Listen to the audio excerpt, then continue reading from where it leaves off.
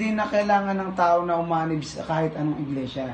Reniel, ibig sabihin ko, kung tinanggap mo ang Panginoong Jesucristo bilang Panginoon mo at tagapagligtas, ikay naging Kristiyano, ay di siyempre, sasamba ka doon sa mga Kristiyano.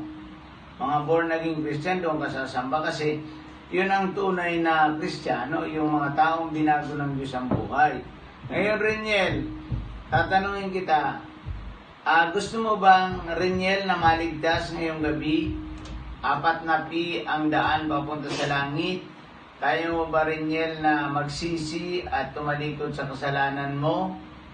At bubuksan mo ang iyong puso at tatanggapin si Jesus bilang Panginoon mo at tagapagligtas at isusulat ng Diyos ang iyong pangalan sa aklat ng buhay.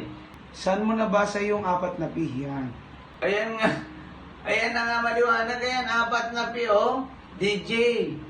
Ayan, oh. Mateo chapter 4 verse 17, nandyan, ang pi, pagsisisi, pagtalikod sa kasalanan.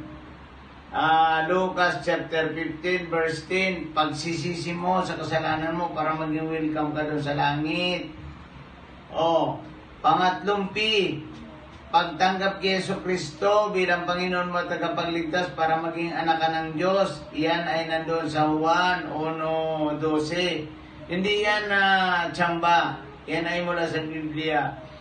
Ang pangalan mo para maisulat sa langit, para magkaroon ka ng assurance of salvation, ay nasa Revelation chapter 21 verse 27. Yan hindi naman yung tsamba. Sundan mo lang 4 na pi ang daan pupunta sa langit.